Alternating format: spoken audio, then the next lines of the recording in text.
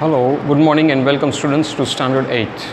We are in chapter number 3, Understanding Quadrilaterals और उसके 3.1 exercise का जो लास्ट क्वेश्चन है, क्वेश्चन नंबर 7, उसके बारे में आज ये वीडियो में भेज रहा हूँ। ये सम पूरा मैं सॉल्व करके आपको वीडियो में भेज रहा हूँ। बच्चों उसको अच्छी तरह से समझ लेना, अच्छी तरह से देख लेना, ताकि आपके सारे डाउट्स 3.1 एक्सरसाइज से सॉल्व हो जाएंगे। और कुछ डाउट हो तो मुझे ग्रुप में ज़रूर भेजिएगा।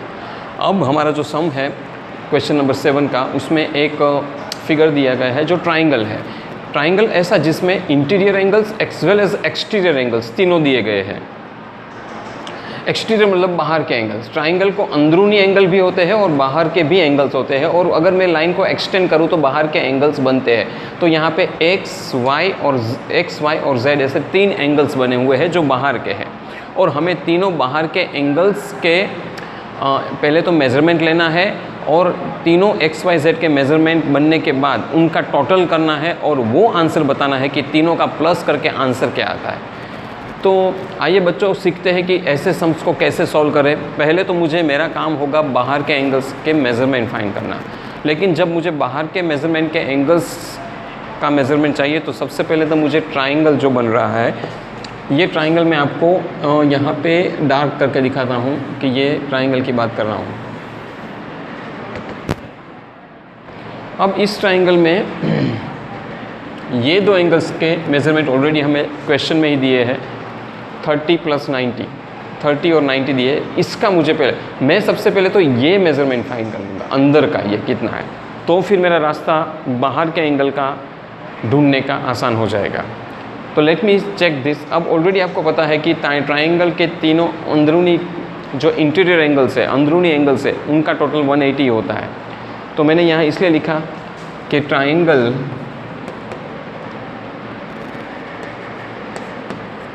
सम ऑफ ऑल द 3 एंगल्स 180। अब मुझे तीसरा चाहिए तो बहुत आसान है, 30 + 90 = 180। तो 30 + 90 120 होता है, = 80 180। अब मैं 180 में से इन दोनों का टोटल जो 120 है 180 में से माइनस करूँगा तो डेफिनेटली मुझे तीसरा एंगल मिल जाएगा, जो यहाँ मुझे मिल गया 60 डिग्री। तो ये मुझे मिल गया 60 डिग्री।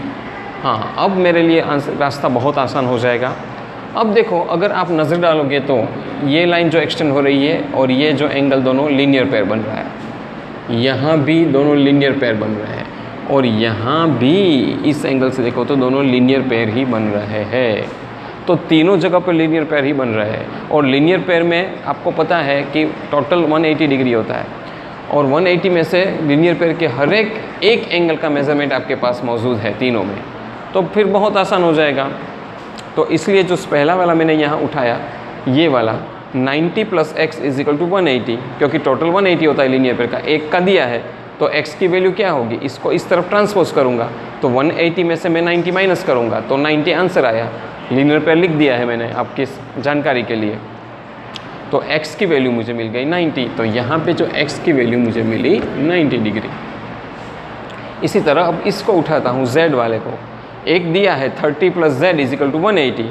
इसको इस तरफ ट्रांसपोज करूँगा क्योंकि मुझे z की वैल्यू चाहिए। तो 180 - 30 तो 150, अगेन लीनियर पेयर है तो z की वैल्यू मुझे मिल गई 150। तो ये z की वैल्यू 150। और इसी तरह मैं लास्ट ले लेता हूँ 60 + y = 180। तो इसको y की वैल्यू चाहिए तो 60 को ट्रांसपोज करूँगा तो 180 - 60, 180 - 60 = 120, लीनियर पेयर। y की वैल्यू मुझे मिल गई 120। तो इसी तरह मुझे x, y और z तीनों की वैल्यू मिल गई। तो x + y + z क्या होना चाहिए, ये बेसिक क्वेश्चन है हमारा। तो इसके लिए बच्चों बहुत ही आसान कि 90 जो पहले x की वैल्यू थी यहाँ पे प्लस z की वैल्यू 150 + y की वैल्यू 120, तीनों को ऐड कर दीजिए। तीनों को ऐड किया तो मुझे 360 मिला। तो answer is ready for you, 360 is the answer. So x + y + z is 360। So this is very simple, बहुत ही आसान है, बहुत इतना कोई दिमाग पर हमें ज़ोर भी नहीं लगाना है। ये ऐसे तो ये जो क्वेश्चन नंबर 7 का जो A वाला था वो मैंने सॉल्व करके दिया है। B वाले को मैं होमवर्क में दे रहा हूँ ताकि ये 3.1 एक्सरसाइज पूरी हो जाए। तो बच्चों बहुत ही आसान है।